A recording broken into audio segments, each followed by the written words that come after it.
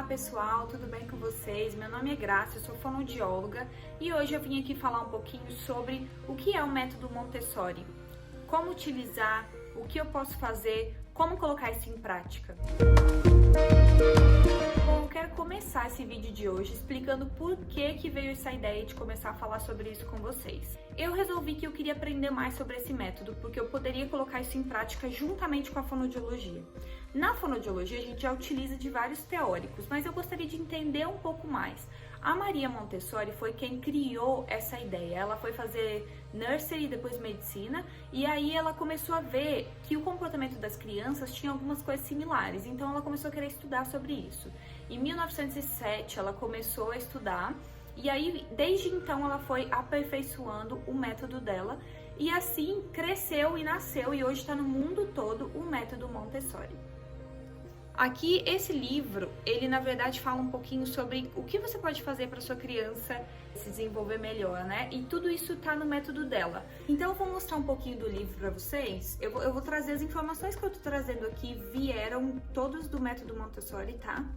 E esse livro aqui, que foi o que eu falei, que o que ela fez foi uma junção de ideias que foram muito boas. Então, eu vou começar falando dos 6 pilares que eles falam que são os princípios do método Montessori. Os 6 princípios são autoeducação, educação na ciência, educação cósmica, ambiente preparado e criança equilibrada. De acordo com a Maria Montessori, o que é mais importante aqui não é o que está escrito no método dela, é o que ele proporciona, são as ideias de como você vai libertar o seu filho e dar maior liberdade para ele, de ele ser o indivíduo que ele deseja ser, de ter assim um melhor desenvolvimento, uma melhor formação de acordo com o desenvolvimento dele. Ela fala sobre marcos que são períodos sensíveis da criança para aqueles pontos. Ela fala sobre o ponto da fala, da linguagem no geral, da matemática. São algumas idades que ela diz que as crianças têm mais interesse em cada uma dessas áreas. Vou falar um pouquinho sobre de 0 até 6 anos de idade, que eu sempre falo que é uma idade super importante, que é a idade que tudo vai se consolidar. Então, assim, eu vou começar a falar, eu vou colocar as fotos para vocês também, ó. Eu vou colocar essa foto para ficar mais fácil, vou tirar a foto, vou colocar aqui enquanto eu falo. Então, vai ser, o primeiro período sensitivo vai ser o movimento. O segundo vai ser a linguagem. O terceiro vai ser pequenos objetos, que é quando ela vai começar a querer tocar mais, né? Ela vai começar a olhar e a tocar, usar tanto as mãos como os olhos. Depois vai ser educação e cortesia, que é quando a criança vai começar a imitar coisas que você faz, né? Por favor, obrigado. Depois vai ser sentir, ela vai usar mais da parte sensorial, ela vai querer cheirar mais, ela vai querer tocar mais. Isso vai acontecer geralmente de 2 a 6 anos de idade. Depois ela vai começar a querer pegar no lápis, escrever, que vai começar de 3 até 4 anos. Geralmente eles têm esse período que eles querem aprender a pegar no lápis, a pintar, a desenhar. Depois eles vão começar a colocar em ordem, né? Em ordem. Eles vão começar a usar da ordem. Depois eles vão utilizar da música. Eles vão utilizar geralmente de 2 até 6 anos de idade. Eles gostam muito da questão musical, de instrumentos. Depois eles vão começar a ter o treinamento de banheiro, né? Eles vão começar de 18 meses até 3 anos, eles vão querer sentir o que está acontecendo. O sistema nervoso deles vai começar a sentir que está molhado, que tem que trocar a fralda, está sentindo mal, então eles começam a chorar. Tem mais essa parte sensível do corpo. Depois eles começam a leitura, que vai acontecer geralmente em torno de 4, 5 anos. Depois eles vão começar também a ter a questão do espaço, eles vão começar a tentar jogar quebra-cabeças, eles vão começar a gostar de tentar encaixar, e só depois que vai vir a matemática, né? Porque a matemática realmente, ela demora. Então eu coloquei aí pra vocês, né, os períodos sensíveis que a criança tem e de cada idade, para vocês verem como que a gente pode, nesse período, estimular a criança com isso. Por exemplo, a música. Você pode estimular desde que a criança nasceu até 6 anos de idade, até depois, né? Tem crianças que amam música e que aprendem muito com a música. Ou se não, o que ele gosta de um animal, então vamos falar de animais. Então pensa nesses períodos, colocar os animais em ordem, vamos colocar o animal do maior para o menor, ver se você consegue ter um quebra-cabeça, dependendo da idade, se for uns 4 anos de idade, um quebra-cabeça de um animal. Existem quebra-cabeças que são bem grandes e que você consegue encaixar fácil.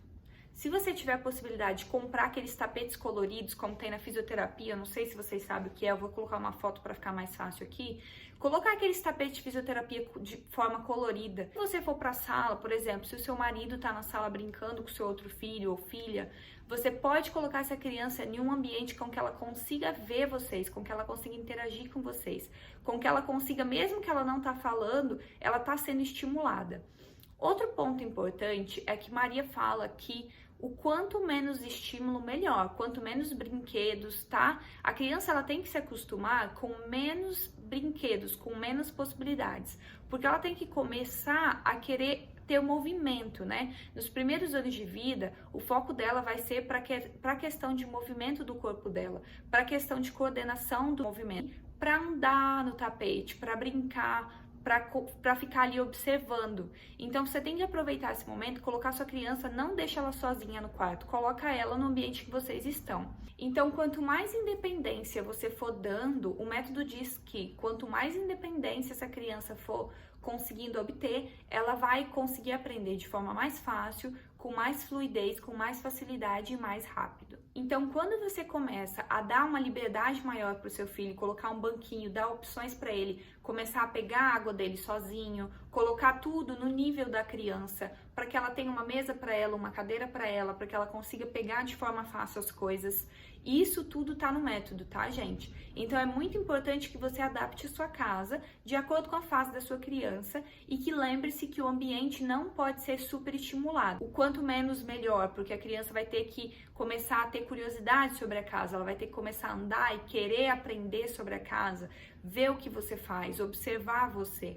Tá? Lembra sempre que os pais são os melhores exemplos para a criança para tudo. O outro ponto que o autor fala é deixar a criança escolher o que ela quer brincar, que a criança escolha o material que ela escolha o que ela quer brincar, o que ela quer conhecer. Um dos princípios que ela fala, que eu acho super legal, é o princípio da educação cósmica. O que seria isso, né? Uma palavra engraçada. Eu também fiquei pensando, gente, o que é isso? Quando eu li a primeira vez, eu fiquei, nossa. O fato é que todas as crianças, elas nascem curiosas. Elas querem aprender e conhecer tudo ao seu redor, né? Pra gente manter isso aceso, ela fala da educação cósmica. O que seria essa educação cósmica? É conseguir mostrar para a criança que está tudo conectado. Tudo no universo tem uma conexão. E dependemos uns dos outros para sobreviver. Então a criança vai perceber que está tudo conectado e que depende uma das outras para existir, para funcionar de uma forma harmônica. Sim, a autora Maria, ela diz muito sobre isso, sobre a harmonia do ambiente, sobre ter um ambiente seguro, ter um ambiente saudável. E para ter tudo isso, ela diz que a gente tem que colocar à disposição das crianças para ela ter liberdade de sentir que ela pode seguir em frente, que ela quer conhecer novas coisas.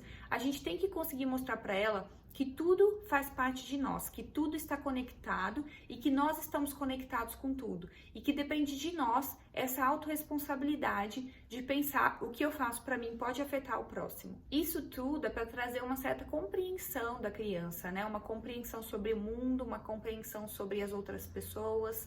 E aí, depois, no futuro, ela vai conseguir ter reflexões que provêm dela mesma e não de outras pessoas ou de outras ideias, o que é ótimo, né? Outro ponto muito importante é que, às vezes, nós pais temos medo.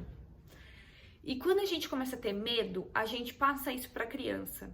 Então, eu quero colocar aqui que é um ponto muito importante, que essa autora também fala sobre isso, é que a gente tem que deixar a criança ser livre. A criança, ela tem que entender que ela tem responsabilidades e que ela tá no mundo. Você tem que respeitar ela como pessoa, como um ser humano.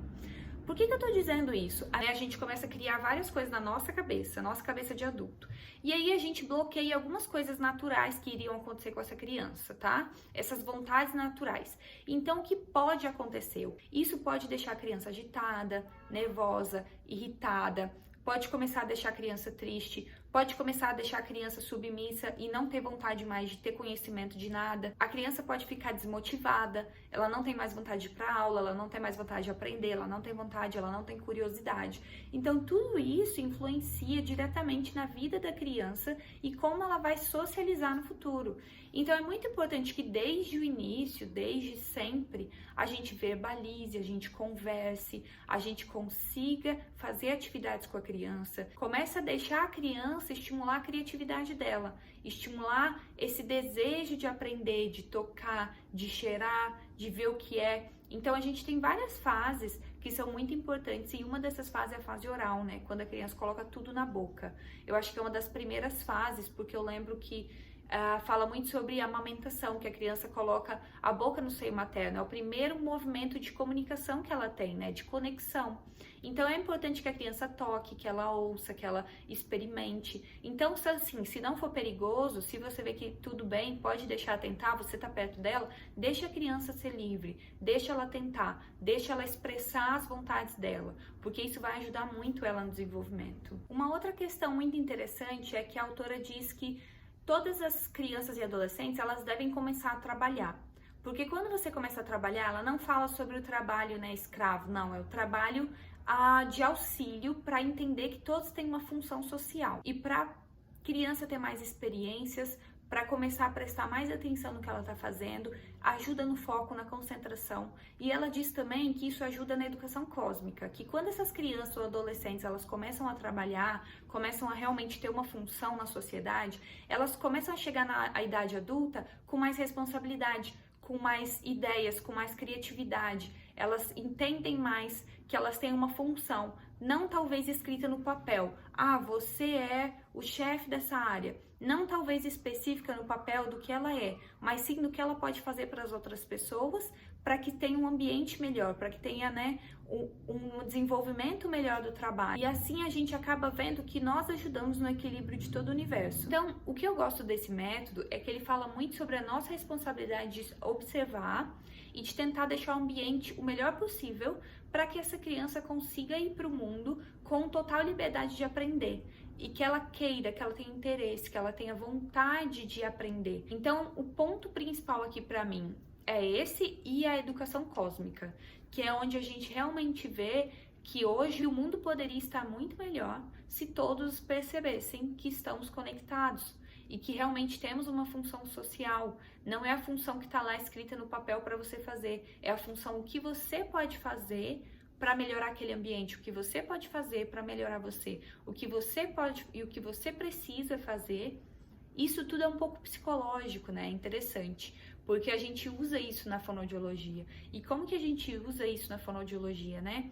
Acaba que quando a gente vai atender as crianças, principalmente quando a gente está na clínica que a criança tem muita dificuldade, a gente precisa da criança e que ela goste de ir para terapia, que ela tenha um momento feliz ali. Então a gente acaba utilizando desse método para nos ajudar, para criar uma certa vantagem da criança gostar de nós, conseguirmos nos conectar mais fácil, então conseguir brincar de coisas que ela gosta, conseguir ter materiais que ela gosta. A gente sabe o nosso objetivo, o que é fazer naquela sessão.